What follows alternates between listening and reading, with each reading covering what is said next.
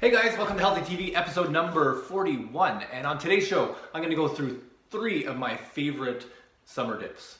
Now, I thought this was a perfect timing for this because not only is it time for the weekend, we're having some beautiful weather here in Ottawa, and cottage time is just around the corner, poolside parties.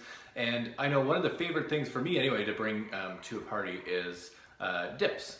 Dips and some sort of crackers or maybe some dips with meat or veggies.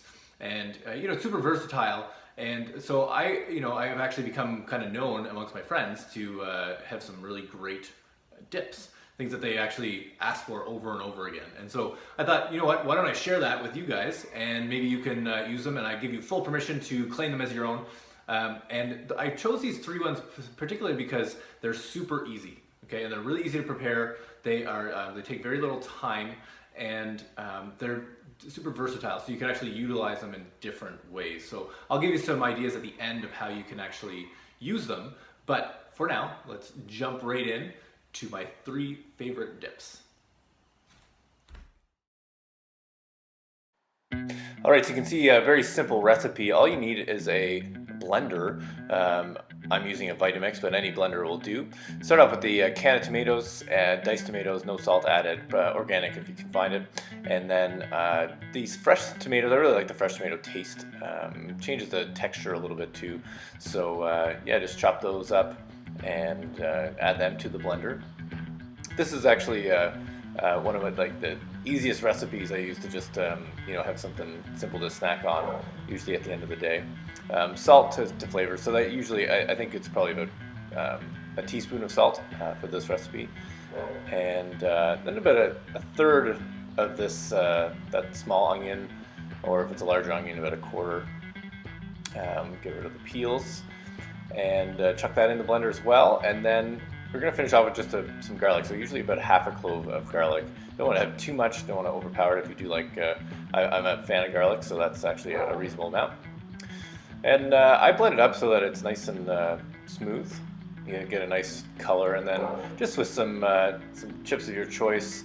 I'm using some gluten-free crackers here. Normally I actually make my own crackers, but didn't have enough time today. All right, one of my favorite recipes here, the creamy avocado. I like to make this for myself a lot, just as a snack. Just 1 avocado for this recipe, a nice ripe one that's soft enough that you can mush up. This actually is a great dip to bring along to a party because it takes about 90 seconds to prepare. It's super easy to make fresh. So yeah, just get the meat of the avocado out of the skin.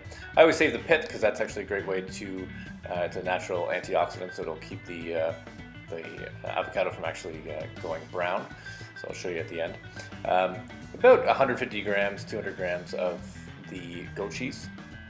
And then just like an eighth of a lemon. We're just going to juice that.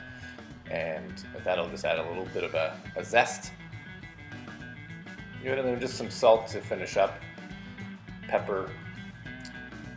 That's really just a taste, so I do add a little bit and then see if you like the flavor, and then just mush it up. This process, depending on the actual avocado, can sometimes just take a couple of seconds.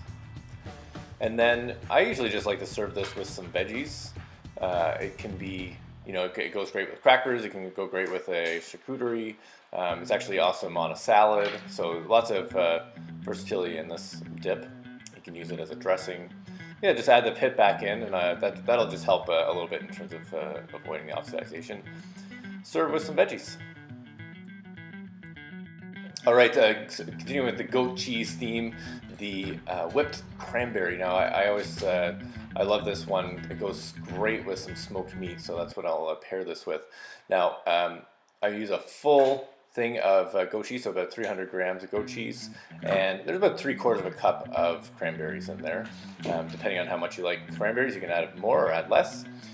So get all the cheese in there. Again, I'm using a blender. A hand blender actually works best for this one. I just didn't have access in this guest house. So you can see it gets nice, really nice vibrant red color. So a good one for Christmas time. And yeah, I just like to serve it, like I mentioned, with some smoked meat. A great one is like a smoked chabai because you get a little bit of spice. This one is actually a smoked garlic sausage. Alright, a bonus dip for those of you who made it this far. This is the spicy eggplant, and this one is actually a new one for me. I got it from my colleague Dr. Steph. I love this. It goes great with just some carrot sticks or veggie sticks, and so any eggplants, varieties of eggplants work. This is a standard eggplant. I don't even know what the name of it is.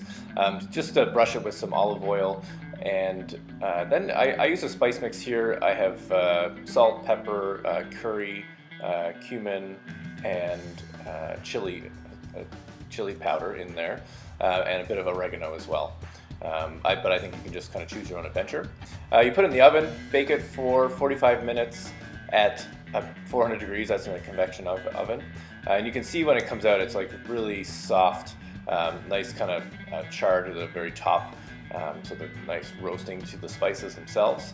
And so add both parts, scrape it all out as best you can. And then you're going to get I roasted some garlic as well, and so I just squeeze out the meat inside of the garlic, just to add a little bit of that kind of nice, rich, roasted garlic flavor. So get all that in there, and then there's some sour cream. So this is a half cup of sour cream as well. And there we go. And also there's some leftover spices. So depending on how hot you want it, I quite like the kind of chili curry spice flavor with this, so I make it quite spicy, but I'll leave that up to you. And then just 1/8 of a lemon juiced in there, and then I just like to serve it with some carrot sticks. Again, it goes well with any vegetables or crackers, anything like that. So enjoy it.